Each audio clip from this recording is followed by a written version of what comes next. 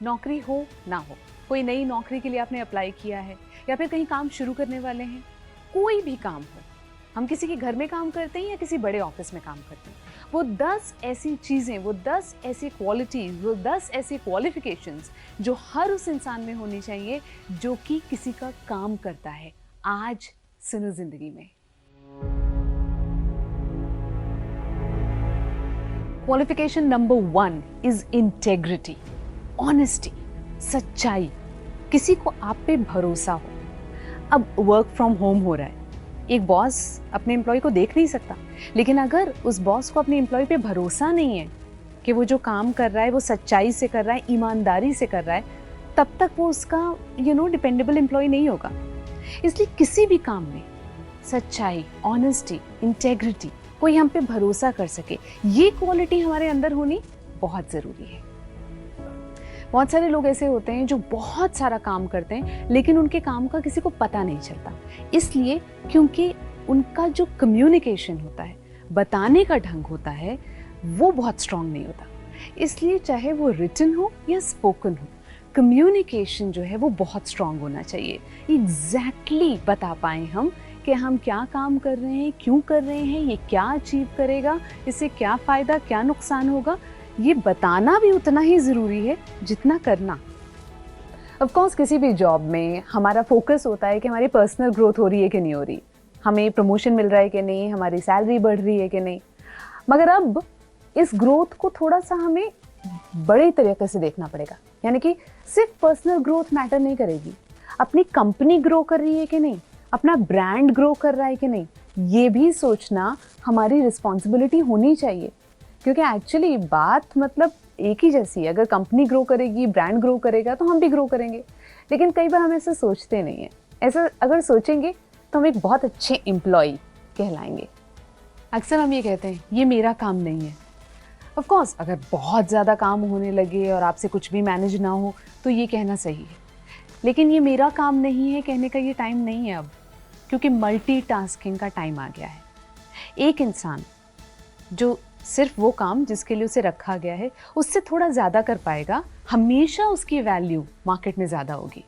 वो ये भी कर सकता है, ये भी कर सकता है, ये भी कर सकता है, ये भी कर सकता है। अगर हम सिर्फ ये सोचें कि अगर हमें किसी को रखना है तो हम कैसे इंसान को रखेंगे जो सिर्फ वही कर पाए जिसके लिए हमने उसे रखा है, या वो कुछ और भी कर पाए। तो मल्टीटास्किंग, बहुत सारे काम करने आने चाहिए, उससे हमारी वैल्यू बढ़ेगी। लिसन, गए वो दिन जब एक काम यानी कि इस रूम से उस रूम में हमें फाइल लेके जानी है, उसमें 20 साल लोग बिता देते थे।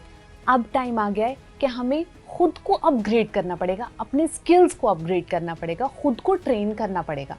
सेल्फ अपग्रेडेशन, स्किल ट्रेनिंग, ये अपनी रिस्पॉन्सिबिलिटी होगी। हम ये नहीं कह सकते अच्छा ऑफिस वालों को हमें ट्रेन करना चाहिए, ऑफिस वालों को हमें ट्रेन करना चाहिए, वो करें ना करें, उससे आपकी वैल्यू तब तक रहेगी जब तक हम एज अ रिसोर्स कल से आज बेटर नहीं हो गए।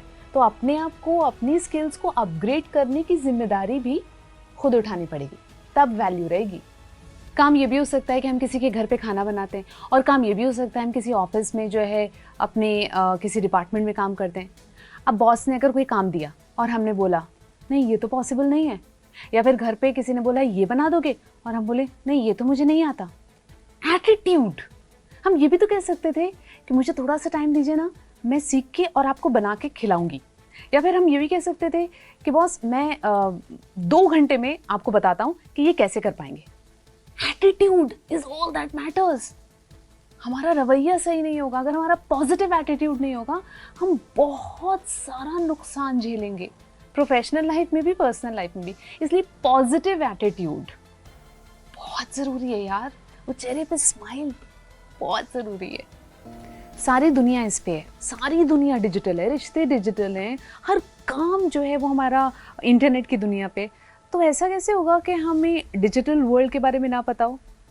हर चीज़ अगर वहाँ है तो हमें भी डिजिटल savvy होना पड़ेगा। अलग अलग प्लेटफॉर्म्स की क्या क्या स्ट्रेंथ्स हैं, क्या क्या वीकनेसेस हैं, हम उनको काम के लिए इस्तेमाल कैसे कर सकते हैं। हम व्हाट्सएप को काम के लिए कैसे इस्तेमाल कर सकते हैं, हम यूट्यूब को काम के लिए कैसे इस्तेमाल कर सकते हैं, अगर हमें कोई वेबिनार कंडक्ट करना है तो वो हम कैसे कर सकते हैं। इतने सारे एप्लीकेशंस हैं, उन्हें कैसे, हम ये नहीं कह सकते कि मुझे तो नहीं आता। क्योंकि जिसको नहीं आता फिर उसकी ज़रूरत भी नहीं है। It's all about making adjustments. हम वक्त के साथ क्या खुद को भी बदल सकते हैं। क्या अगर एक टाइम पे हमारा ऑफिस या जहाँ हम काम करते हैं वो बहुत सारी चीज़ें ना दे पाया, तो भी क्या हमारा आउटपुट वही हो सकता है? क्या हम मिनिमम से मैक्सिमम जनरेट कर सकते हैं? कोई भी जो हमें नौकरी पे रखेगा वो चाहेगा एक ऐसा इंसान जो कम से ज़्यादा जनरेट कर पाए। तो अगर हम एडजस्टमेंट्स के लिए तैयार हैं, अगर हम मिनिमम से मैक्सिमम आउटपुट जनरेट कर सकते हैं, तो हम सबसे काबिल एम्प्लॉयज़ माने जाएंगे। वो कहते हैं ना, जो डर गया सो मर गया। बहुत सारी ऐसी सिचुएशंस आएंगी जब बहुत सारा प्रेशर होगा। ऐसा भी हो सकता है कि हमारा पर्सनल लाइफ में बहुत सारा प्रेशर हो और हमें प्रोफेशनली परफॉर्म करना हो। ये भी हो सकता है कि प्रोफेशनल लाइफ में हम जहाँ काम करते हैं वहाँ पे बहुत सारे प्रेशर्स हों, लेकिन उसमें भी अपनी परफॉर्मेंस, अपना काम, अपनी काम की क्वालिटी नीचे नहीं जानी चाहिए। हमें उसमें भी परफॉर्म करना है, यानी कि अच्छा काम करना है। अगर हम कर पाए, अगर हम प्रेशर में परफॉर्म कर पाए, तो यार हम जहाँ पे भी काम करेंगे ना, हम वहाँ के बेस्ट एम्प्लॉयज़ में माने जाएंगे। ऐसे बहुत सारे लोग होते हैं जो कहते हैं अरे आप फिक्र ही मत करो, यूं कर देंगे ये काम जी, कल तक हो जाएगा, और कुछ नहीं होता। क्यों नहीं होता? ऐसा नहीं कि वो नहीं कर सकते, वो इसलिए नहीं होता क्योंकि कोई ऑर्गेनाइजेशन नहीं होती, कोई प्लानिंग नहीं होती। अरे भाई, प्लानिंग करना, चीज़ों को ऑर्गेनाइज करना, हम काम कैसे करेंगे, ये बहुत ज़रूरी होता है, क्योंकि तब पता चलता है ना किन किन चीज़ों की ज़रूरत है। अब वो सब नहीं होगा तो काम भी नहीं होगा। इसलिए डींगे नहीं हाँकना, मगर ऑर्गेनाइजेशन एंड प्लानिंग बहुत ज़रूरी है किसी भी काम को सक्सेसफुल बनाने में।